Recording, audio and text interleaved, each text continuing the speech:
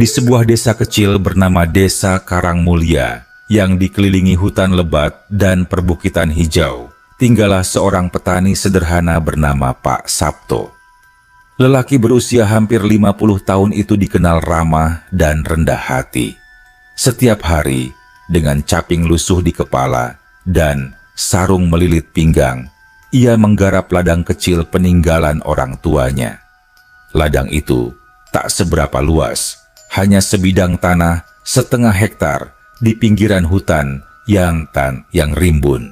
Matahari pagi baru saja naik, menebarkan sinar hangat di sela pepohonan. Kabut tipis masih menggantung di atas tanah basah. Pak Sabto memanggul cangkulnya, berjalan pelan menyusuri jalan setapak berlumut menuju ladangnya. Rencananya, hari itu ia hendak membersihkan lahan untuk menanam jagung, tanaman yang tahan banting dan cukup menjanjikan hasil. Ketika sampai di ladang, ia mendesah panjang. Rumput liar menjulang setinggi pinggang dan batang-batang pohon kecil tumbuh liar. Ia menghela napas, lalu mulai bekerja. Suara cangkul menancap dan mengangkat tanah berpadu dengan kicau burung dari kejauhan. Waktu merayap perlahan. Matahari mulai meninggi, membuat peluh mengucur deras di dahi Pak Sabto. Ia memutuskan beristirahat sejenak di bawah pohon aren besar di tepi ladang. Dari dalam rantang kaleng, ia mengeluarkan bekal sederhana, nasi putih, tempe goreng, dan sambal terasi. Sambil mengunyah, matanya mengamati sekeliling. Angin sepoi menggerakkan pucuk-pucuk daun. Suasana hutan pagi itu terasa damai, bahkan sedikit meninabobokan. Namun, di sela ketenangan itu, telinga Pak Sabto menangkap sesuatu yang tak biasa. Suara langkah kecil, tergesa-gesa, di antara semak-semak. Pak Sabto berhenti mengunyah. Ia menajamkan pendengaran. Langkah itu mendekat, lalu muncullah seorang anak kecil, kira-kira berusia 5 atau 6 tahun. Rambutnya hitam lebat, wajahnya bulat, dengan mata besar yang menatap bingung ke arah Pak Sabto. Ia memakai baju lusuh berwarna krem, tanpa alas kaki, dan kedua tangannya memeluk erat sebuah boneka kain usang. Pak Sabto tersentak kaget. Ia cepat-cepat bangkit, menyimpan rantangnya ke dalam tas anyaman. Anak sekecil itu sendirian di tengah hutan. Nak, kamu siapa? Dari mana?" tanya Pak Sabto dengan suara lembut, berjongkok agar sejajar dengan si bocah. Anak itu hanya memandangnya dengan mata berkaca-kaca, tanpa menjawab. Pak Sabto mendekat perlahan, memastikan tak ada luka atau cedera. "Kamu nyasar ya? Bapakmu di mana?" Masih tak ada jawaban. Hanya tatapan kosong dan napas kecil yang terengah-engah. Pak Sabto menghela napas. Ia menoleh ke sekeliling, berharap melihat seseorang, barangkali orang tuanya, mencari si anak. Tapi hutan itu tetap sepi. Hanya deru angin dan riuh serangga. Insting tuanya segera mengambil alih. Ia tak tega membiarkan anak kecil sendirian di tempat seperti ini. "Ayo, ikut bapak," kata Pak Sabto sambil mengulurkan tangan. Anak itu ragu-ragu, lalu perlahan menyambut tangan Pak Sabto. Jemarinya dingin dan kotor, seolah sudah lama berkeliaran di luar. Pak Sabto memutuskan untuk membawa anak itu pulang ke desa. Tapi sebelum melangkah, anak itu menarik-narik lengan bajunya. "Mau pulang?" gumamnya lirih, suaranya serak. "Pulang? Rumahmu di mana, Nak?" Anak itu menunjuk ke arah barat laut, ke jalur setapak kecil yang hampir tak terlihat karena tertutup ilalang. Pak Sabto mengernyit. Setahunya, ke arah situ hanya ada hutan yang lebih lebat, tak ada rumah, apalagi kampung. Tapi melihat tatapan penuh harap dari si bocah, ia tak tega menolak. "Baiklah, Bapak antarkan," katanya lembut. Mereka mulai berjalan. Pak Sabto memanggul cangkul di pundak sambil menggenggam erat tangan kecil itu. Jalan setapak itu makin sempit, bahkan di beberapa tempat nyaris tak ada. Ilalang dan akar pohon membelit langkah mereka. Udara makin lembab dan bau tanah basah bercampur aroma dedaunan membusuk makin kuat. Waktu terasa berjalan lambat. Sesekali Pak Sabto menoleh ke belakang, sekadar memastikan arah pulang. Di hatinya mulai tumbuh rasa was-was, tapi ia menepisnya. Ini pasti hanya kampung kecil yang belum pernah ia kunjungi, pikirnya. Setelah berjalan hampir 1 jam, suara-suara aneh mulai terdengar. Gemerincing halus seperti lonceng kecil, bisikan samar, dan bunyi suling lirih yang seolah menari di antara pepohonan. Pak Sabto merinding. Ia menggenggam tangan bocah itu lebih erat. Anehnya, si anak terlihat biasa saja. Wajahnya malah tampak sedikit berbinar, seolah sudah dekat dengan rumah. "Kamu, namamu siapa, Nak?" tanya Pak Sabto, mencoba mencairkan suasana. "Badun," jawab bocah itu lirih. "Badun, rumahmu masih jauh?"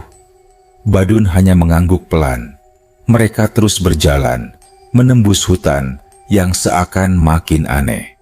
Di beberapa tempat, Pak Sabto merasa jalan yang dilewati seperti berputar-putar.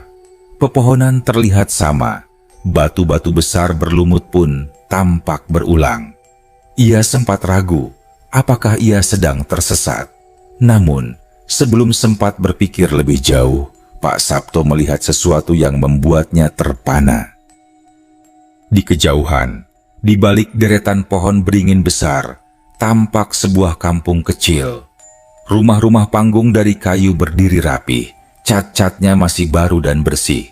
Asap tipis mengepul dari beberapa dapur. Anak-anak kecil berlarian, para wanita sibuk menumbuk padi, dan para pria membelah kayu. Pak Sabto mengerutkan kening. Ia belum pernah mendengar ada kampung di tengah hutan ini. "Ini rumahmu, Nak?" Badun mengangguk, wajahnya cerah. Pak Sabto menelan ludah. Rasa ragu menggelayut di hatinya, tapi ia mencoba berpikir positif. Barangkali ini kampung baru, penduduk baru, pikirnya. Saat mereka melangkah masuk ke kampung itu, suasana terasa aneh. Semua orang di sana berhenti sejenak, menatap Pak Sabto dan Badun, tapi bukan tatapan marah atau curiga, melainkan tatapan dalam, seperti mengenali sesuatu. Seorang wanita setengah baya, mengenakan kebaya hijau pudar, bergegas menghampiri. Ia memeluk Badun erat-erat, air matanya menetes deras. "Terima kasih, Pak, sudah mengantarkan anak kami pulang," katanya lirih, dengan logat yang agak aneh, seperti bahasa daerah yang telah lama tenggelam. Pak Sabto mengangguk kikuk, tidak tahu harus berkata apa. "Masuklah sebentar, Pak. Istirahat dulu. Mari, silakan," ajak si wanita. Pak Sabto ragu, tapi melihat keramahan mereka dan rasa letih yang mulai menyerang, ia pun mengikuti mereka masuk ke sebuah rumah panggung yang besar. Pak Sabto menginjakan kakinya ke lantai kayu rumah panggung itu, yang memancarkan aroma kayu basah dan tanah. Ia duduk di tikar pandan yang digelar di ruang tamu. Di sekelilingnya, dinding rumah dipenuhi hiasan-hiasan anyaman dan ukiran sederhana. Sinar matahari hanya masuk dari celah-celah kecil di jendela kayu, membuat suasana di dalam rumah terasa remang, tapi hangat.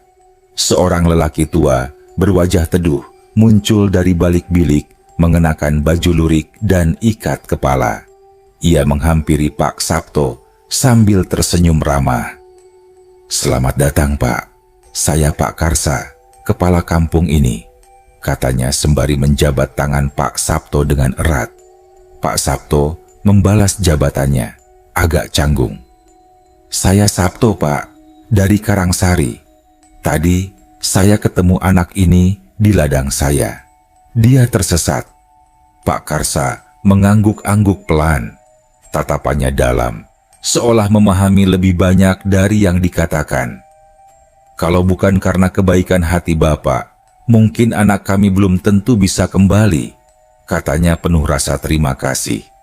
Tak lama, wanita yang tadi memeluk Badun datang membawa nampan berisi minuman dalam cangkir tanah liat dan beberapa potong singkong rebus. "Minumlah Pak Sabto, ini rezeki kami seadanya," katanya sambil meletakkan nampan di hadapan Pak Sabto. Pak Sabto tersenyum sopan, mengangguk, lalu mengambil secangkir air hangat itu. Aromanya wangi, seperti campuran rempah dan daun hutan yang tak pernah ia kenal sebelumnya. Ia menyesap perlahan, merasakan hangat yang aneh merayap di tenggorokannya.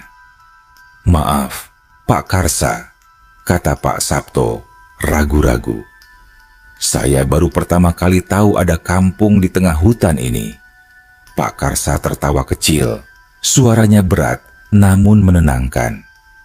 "Desa kami memang tidak terlihat dari luar, Pak.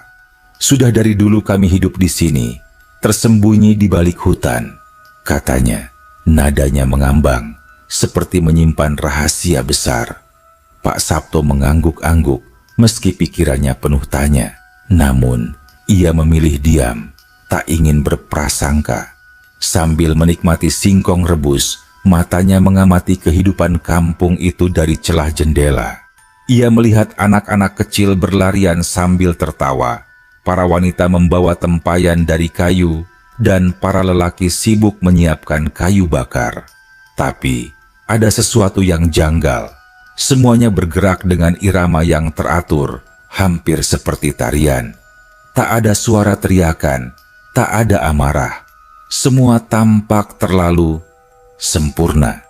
Pak Sabto merasa bulu kuduknya meremang. Tak lama, Pak Karsa berdiri. "Pak Sabto, kami ingin mengucapkan terima kasih atas kebaikan panjenengan. Kami tidak punya banyak, tapi kami ingin memberi sesuatu sebagai tanda balas budi." Pak Sabto tersenyum sungkan. "Aduh Pak, tidak usah repot-repot. Saya ikhlas kok, nolong anak Bapak," katanya cepat. Namun Pak Karsa hanya tersenyum bijak.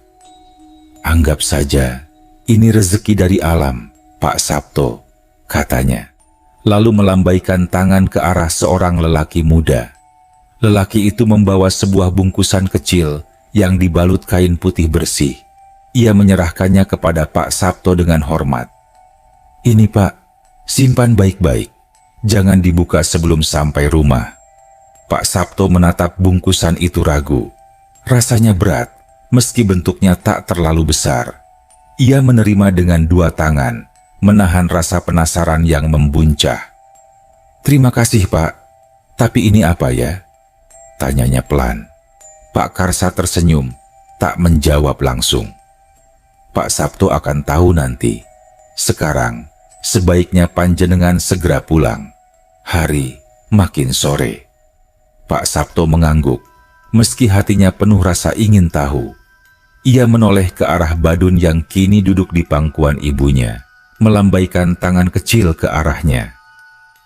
Pak Sabto membalas lambaian itu, lalu berdiri, membetulkan caping di kepala, dan menggantungkan bungkusan di pundaknya. Pak Karsa dan beberapa warga lainnya mengantar sampai ke batas kampung. Sebelum melangkah lebih jauh, Pak Karsa berpesan, "Ingat, Pak Sabto, jangan pernah menoleh ke belakang, apapun yang panjenengan dengar." Pak Sabto menelan ludah, merasakan hawa dingin menusuk di punggungnya. "Iya Pak," jawabnya singkat. Ia mulai melangkah meninggalkan kampung itu, kembali menyusuri jalan setapak di antara pohon-pohon besar. Suasana hutan terasa berbeda.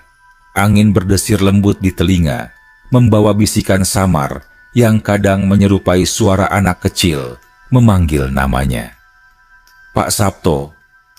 Pak Sabto mempercepat langkah, menahan keinginan kuat untuk menoleh.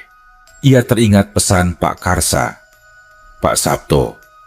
Suara itu makin jelas, seperti tepat di belakang telinganya. Keringat dingin membasahi pelipisnya. Ia meremas erat bungkusan di pundaknya, berusaha fokus pada jalan di depan. Langkah kakinya terasa berat, seperti menginjak lumpur meski tanahnya kering. Setiap bayangan pohon terasa hidup, mengawasi setiap gerakannya. Akhirnya, setelah entah berapa lama, ia melihat sinar terang di kejauhan, batas ladangnya. Pak Sabto hampir berlari kecil. Begitu sampai di ladangnya, ia terduduk di tanah, mengatur napasnya yang memburu. Sekitar ladang tampak seperti biasa. Sunyi, hanya ada kicau burung dan desir angin. Ia menoleh ke belakang. Hutan di belakangnya tampak biasa saja, tanpa jejak kampung yang tadi ia lihat. Sejenak ia bertanya-tanya, apakah semua itu hanya mimpi? Tapi, keberadaan bungkusan di pundaknya membuktikan sebaliknya. Dengan tangan gemetar, ia membuka kain pembungkus perlahan. Di dalamnya, ia menemukan sebuah kantong kecil yang berat. Ketika ia membuka kantong itu, ia terbelalak. Di dalamnya, penuh dengan biji-biji kecil berkilauan, seperti emas mentah yang belum dilebur. Pak Sabto menatap tak percaya. Ia mengucek matanya, mencoba memastikan bahwa ia tidak berhalusinasi. Tapi, biji-biji emas itu tetap ada. Perlahan, rasa takut dan kagum bercampur aduk di dalam hatinya. Apa sebenarnya tempat yang tadi ia kunjungi? Siapa mereka? Dan untuk apa mereka memberinya hadiah sebesar ini? Langit mulai memerah di ufuk barat. Pak Sabto mengemas bungkusan itu dengan hati-hati, lalu bergegas pulang ke rumahnya di ujung desa Karangmulia dengan sejuta pertanyaan yang belum terjawab. Malam itu, setelah sampai di rumah sederhananya di pinggir desa Karangmulia, Pak Sabto mengunci pintu dan menyalakan lampu minyak. Rumahnya kecil, hanya terdiri dari 2 ruangan. Ruang tamu yang juga berfungsi sebagai dapur kecil, dan 1 kamar tidur dengan ranjang bambu. Pak Sabto duduk termenung di lantai. Bungkusan kecil berisi biji emas itu diletakkan di hadapannya. Cahaya lampu berkilauan di permukaannya membuat emas-emas itu tampak semakin nyata. Ia menghela napas panjang. Apa aku harus melaporkan ini ke kepala desa? Pikirnya bimbang. Tapi, lalu ia teringat pesan Pak Karsa yang samar, bahwa ini adalah rezeki dari alam. Ia menggenggam segenggam biji emas itu, merasakan betapa berat dan dinginnya benda itu di telapak tangannya. Dengan perasaan campur aduk antara takut dan syukur, ia memutuskan untuk menyimpan bungkusan itu di bawah tumpukan kayu bakar di sudut rumah. Ia belum berani menyentuhnya lebih jauh. Malam itu, Pak Sabto tidur tidak tenang. Mimpi-mimpi aneh menghampirinya. Ia berjalan di antara kabut tebal, mendengar suara anak-anak tertawa kecil di balik pepohonan, dan melihat bayangan kampung yang samar di kejauhan. Tiba-tiba, dalam mimpinya, muncul sosok wanita berambut panjang, mengenakan kain putih lusuh, berdiri jauh di antara kabut. Wanita itu menatapnya tanpa ekspresi, lalu mengangkat tangannya, seolah memanggil Pak Sabto untuk mendekat. Pak Sabto ingin berlari, tapi tubuhnya terasa berat. Kakinya seolah menancap di tanah. Ia hanya bisa berdiri mematung, tubuhnya gemetar. Saat wanita itu semakin mendekat, Pak Sabto terbangun dengan teriakan tertahan. Peluh membasahi tubuhnya, nafasnya memburu. Ia memandang sekeliling. Rumahnya sunyi, hanya suara jangkrik malam dari luar yang terdengar. Astagfirullah, gumamnya pelan sambil menyeka keringat di dahinya. Ia bangkit dari tempat tidur, memeriksa bungkusan di sudut rumah. Masih ada di sana, utuh. Namun, ada sesuatu yang lain. Saat ia keluar rumah untuk mengambil air, Ia melihat tanah kosong di belakang rumahnya. Tanah yang dulunya tandus dan penuh semak, tiba-tiba seperti berubah. Di bawah sinar rembulan yang redup, Pak Sabto melihat hamparan tanah itu kini bersih, seperti telah dicangkul dan siap ditanami. Bahkan, beberapa tunas kecil tampak mencuat dari tanah, hijau dan segar. Pak Sabto mengernyit. Ia yakin, sore tadi tanah itu masih liar dan tak terurus. "Siapa yang kerja?" gumamnya. "Apa ada orang lewat?" Tapi pikirannya kembali ke kejadian siang tadi. Kampung aneh itu, anak kecil, hadiah emas. Sebuah rasa gentar muncul dalam hatinya, tapi juga rasa syukur yang dalam. Pagi harinya, Pak Sabto memutuskan untuk mencoba menanam jagung di ladang yang telah ia garap sebelumnya. Ia bekerja dari pagi sampai siang, sambil sesekali menengok ke arah hutan, seakan mengantisipasi sesuatu. Namun, yang terjadi membuatnya nyaris tak percaya. Dalam 3 hari saja, tunas jagungnya tumbuh cepat, jauh lebih cepat dari biasanya. Daunnya hijau pekat, batangnya tebal, dan sehat. Dalam seminggu, tanaman-tanaman itu sudah hampir sepinggang orang dewasa. Warga desa yang melintas pun mulai memperhatikan. "Wah, Sabto, ladangmu kok cepat banget tumbuhnya toh?" tanya Pak Darto, tetangga sebelah rumah, heran. Pak Sabto hanya tersenyum kecut, bingung harus memberi jawaban apa. Mungkin tanahnya lagi subur saja, Pak," kilahnya singkat. Namun, dalam hatinya, ia tahu itu bukan hal biasa. Bersamaan dengan perubahan itu, rezekinya pun perlahan membaik. Ia mulai panen lebih awal dari petani lain. Hasil panennya bagus, harganya tinggi.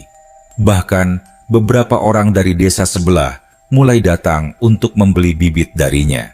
Rumah Pak Sabto yang dulunya sederhana, kini perlahan direnovasi. Ia memperbaiki atap, mengganti dinding kayu lapuk dengan papan baru, bahkan mulai membeli seekor sapi untuk membantunya bertani. Semua itu berlangsung dalam waktu yang terasa cepat, nyaris ajaib. Namun, di balik semua keberuntungan itu, Pak Sabto mulai merasakan keanehan-keanehan kecil di sekelilingnya. Kadang-kadang saat malam hari, ia mendengar suara langkah kecil berlarian di pekarangannya, padahal tak ada siapa-siapa. Pernah juga ia mendengar suara ketukan lembut di pintu, namun ketika dibuka, hanya ada angin malam yang berhembus. Pernah sekali, saat ia tengah duduk di beranda, menghirup kopi hangat, ia melihat sosok bayangan kecil berlari melintas di kebunnya. Sosok itu sepertinya memakai pakaian lusuh, rambutnya panjang acak-acakan. Pak Sabto mengucek matanya, berpikir itu hanya bayangan. Namun bayangan itu muncul lagi malam-malam berikutnya. Tetangga-tetangganya mulai berbisik-bisik. Ada yang berkata bahwa rumah Pak Sabto kini ada yang menunggu. Ada yang bilang ia mendapat bantuan dari dunia lain. Pak Sabto hanya tersenyum kecil setiap kali mendengar gosip itu. Ia tidak mau membenarkan atau membantah. Dalam hatinya, ia hanya berdoa, semoga semua ini memang berkah, bukan musibah. Namun, di sudut hatinya yang paling dalam, rasa takut itu perlahan tumbuh. Ia mulai bertanya, sampai kapan mereka akan membantunya? Apa yang mereka inginkan sebagai balasan? Malam-malam Pak Sabto semakin dipenuhi kegelisahan. Pagi itu, langit tampak mendung. Angin dari arah hutan bertiup lebih dingin dari biasanya, membuat bulu kuduk Pak Sabto meremang tanpa sebab. Saat ia tengah memberi makan sapinya di kandang belakang, seorang lelaki tua berjalan perlahan dari arah jalan tanah desa. Langkahnya lambat, mengenakan caping lebar, dan membawa tongkat kayu. Pakaiannya lusuh, tapi ada sesuatu dari caranya berjalan, tenang, penuh wibawa, yang membuat Pak Sabto memperhatikannya. Lelaki itu berhenti di depan pagar bambu rumah Pak Sabto. "Assalamualaikum Sabto," sapa si kakek dengan suara serak namun bersahabat. Pak Sabto buru-buru meletakkan ember pakan dan menghampiri. "Waalaikumsalam, Pak. Monggo, masuk. Mau ada keperluan apa?" tanyanya sopan sambil membuka pagar. Kakek itu hanya tersenyum tipis dan melangkah masuk tanpa banyak basa-basi. Mereka duduk di beranda sederhana. Pak Sabto menuangkan teh hangat dari kendi, menawarkan dengan tangan bergetar samar. Entah kenapa, ia merasa gugup. Kakek itu menatapnya lama sebelum berbicara. "Aku ini orang lama, Sabto. Aku tahu semua sudut hutan ini, bahkan yang tak bisa dilihat oleh orang biasa," katanya pelan. Pak Sabto hanya mengangguk kecil, mendengarkan. "Aku dengar kau bertemu seorang anak kecil di ladangmu ya?" lanjut si kakek. Pak Sabto tercekat. Ia tidak pernah cerita pada siapa-siapa tentang kejadian itu, bahkan pada tetangga terdekat. "Tenang," kata si kakek, seakan mengerti ketakutan Pak Sabto. "Aku tahu, bukan dari manusia." Pak Sabto menggenggam lututnya erat. "Iya Pak, saya nemu anak kecil nyasar. Saya antar pulang. Tapi saya rasa itu bukan kampung biasa." Si kakek mengangguk dalam. "Itu bukan kampung biasa, Sabto. Itu kampung Bunian," katanya lirih. "Kau telah menolong salah satu dari mereka." Pak Sabto menelan ludah, merasakan dadanya makin berat. "Bunian itu bangsa yang hidup berdampingan dengan kita. Mereka tidak jahat, asal kita tidak mengganggu," lanjut si kakek. "Dan kau telah membantu mereka. Sebagai balasan, mereka memberimu rezeki." Pak Sabto memandang bungkusan kecil berisi biji emas yang masih ia simpan rapi di bawah tumpukan kayu. "Tapi ingat, Sabto, rezeki dari alam gaib itu tidak tanpa syarat," kata kakek itu menatap tajam. "Mereka tidak meminta tumbal, tapi mereka meminta balas budi secara halus." Pak Sabto bergidik. "Apa yang harus saya lakukan, Pak?" tanyanya setengah berbisik. Kakek itu menatap jauh ke arah hutan, matanya menerawang. "Kalau kau ingin terus mendapatkan berkah itu, kau harus menjaga apa yang sudah diberikan. Rawat ladangmu dengan tulus, jangan tamak. Dan," kakek itu menunduk sedikit, "setiap malam Jumat Kliwon, letakkan sedikit hasil panenmu di tepi hutan, sebagai wujud syukur." Pak Sabto mengangguk perlahan. Baginya, syarat itu terasa ringan dibandingkan rezeki melimpah yang ia terima. Sebelum pergi, si kakek sempat berpesan lagi. "Kalau suatu malam ada suara mengetuk pintumu, jangan dibuka, cukup jawab dari dalam dan ucapkan terima kasih." Lalu kakek itu berjalan pergi, meninggalkan Pak Sabto yang masih terduduk dengan pikiran berkecamuk. Hari-hari berlalu. Pak Sabto mematuhi semua nasihat kakek itu. Ia merawat ladangnya dengan lebih tekun, tidak pernah rakus. Hasil panennya makin subur. Bahkan kini banyak pedagang dari kota kecil di seberang hutan datang membeli langsung. Setiap malam Jumat Kliwon, ia membawa sekeranjang jagung muda atau padi ke tepi hutan. Ia meletakkannya di bawah pohon beringin besar, membungkuk hormat, lalu pulang tanpa menoleh. Semua berjalan lancar. Setelah meletakkan hasil panennya di tepi hutan, Pak Sabto kembali ke rumah. Ia makan malam sederhana, minum teh hangat, lalu berdoa sebelum tidur. Sekitar tengah malam, di saat hening paling dalam, terdengar suara ketukan di pintu depan. Pak Sabto terbangun seketika. Suara itu tidak keras, tapi ritmenya lambat dan dalam, seperti ketukan tangan kecil Ingat pesan si kakek, Pak Sabto tidak berani membuka pintu. Ia duduk di tepi ranjang, menenangkan detak jantungnya yang berdegup kencang. Dengan suara serak, ia berkata, "Terima kasih atas semua kebaikan. Saya bersyukur." Ketukan itu berhenti. Pak Sabto duduk diam, mematung di dalam gelap. Setelah beberapa saat, ia mendengar suara kecil, seperti tawa anak-anak di kejauhan. Lalu, semuanya kembali sunyi. Esok paginya, saat Pak Sabto keluar rumah, ia menemukan sesuatu di depan pintunya. Sebuah kendi tanah liat kecil berisi beras putih yang harum semerbak, jauh lebih harum dari beras biasa.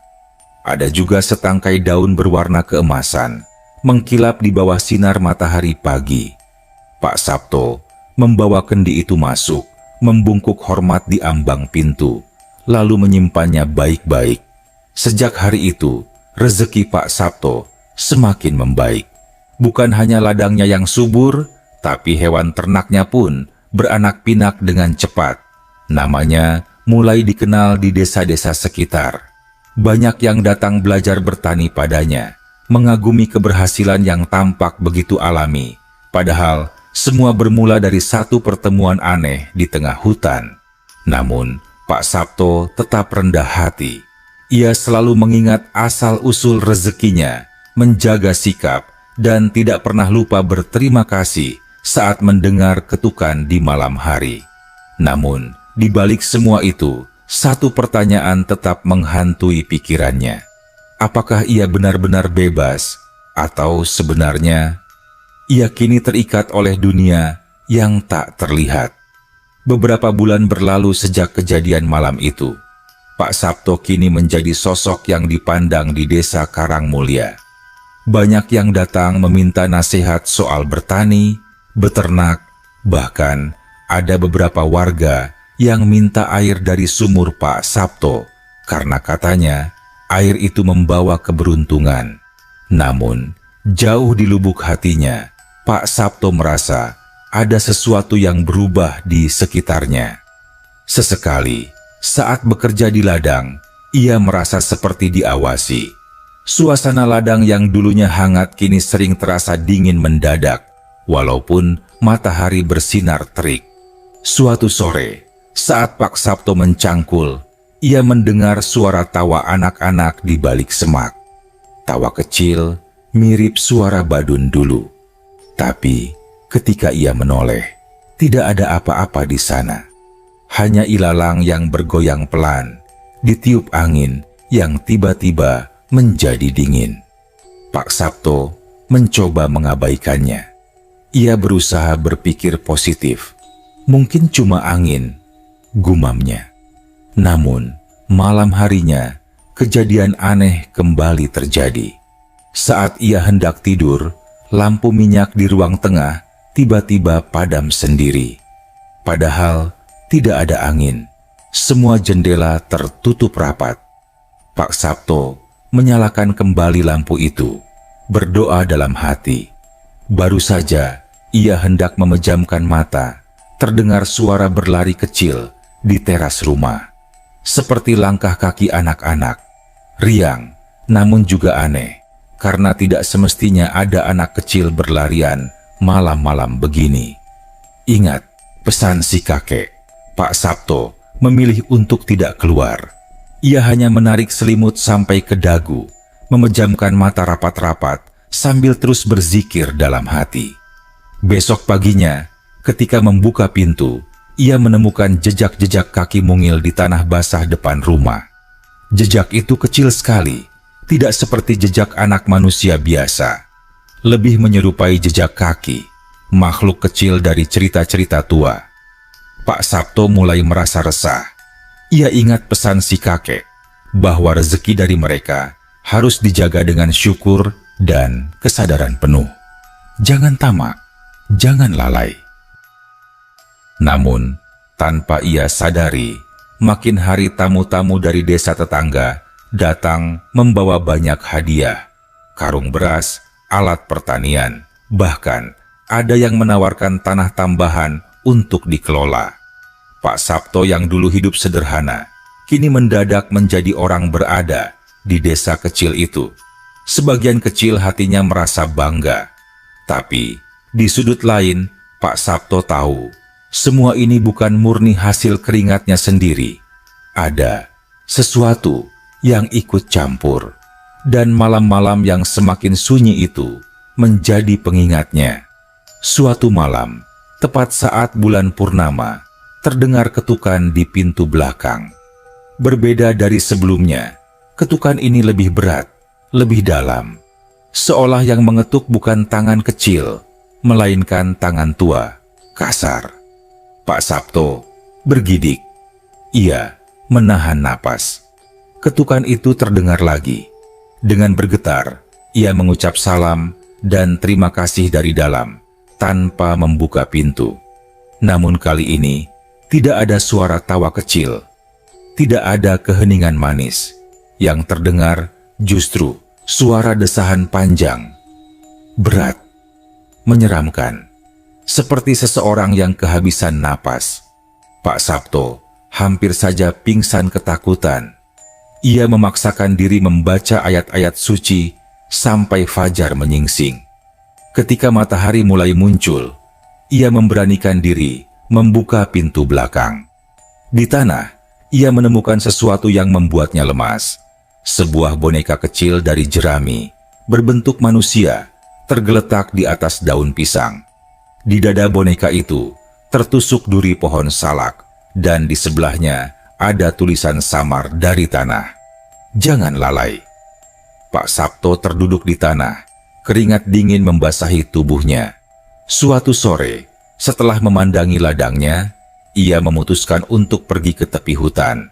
Dengan membawa sekeranjang hasil panen sisa, jagung kecil-kecil, dan beberapa ikat padi kering, Pak Sabto berjalan ke pohon beringin besar. Di sana, ia meletakkannya.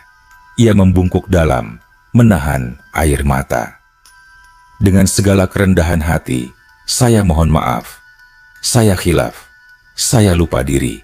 Saya bersyukur atas semua yang telah diberikan. Saya tidak meminta apa-apa lagi. Cukup, ucapnya lirih, hampir berbisik. Angin berhembus lebih kencang dari biasanya. Daun-daun kering berputar-putar di sekelilingnya, seolah-olah ada sesuatu yang mendengarkan. Pak Sabto berdiri lama di sana, hingga matahari benar-benar terbenam di balik bukit. Malam itu, untuk pertama kalinya dalam beberapa minggu, rumah Pak Sabto terasa hangat. Tidak ada ketukan pintu, tidak ada suara langkah kaki, tidak ada suara tawa kecil atau desahan berat. Pak Sabto tertidur pulas dalam damai. Esok paginya, ia menemukan sebuah tanda di ladangnya. Sekuntum bunga liar berwarna putih mekar di tengah petakan tanah yang sebelumnya kering kerontang. Bunga itu tampak biasa, namun ada aura kesucian yang kuat menguar darinya. Pak Sabto mengerti. Ia telah diterima kembali, tapi kini ia sadar rezeki sejati bukanlah tumpukan harta, melainkan ketenangan hati, rasa cukup, dan rasa syukur yang tulus kepada Yang Maha Kuasa, dan pada alam semesta yang tak kasat mata.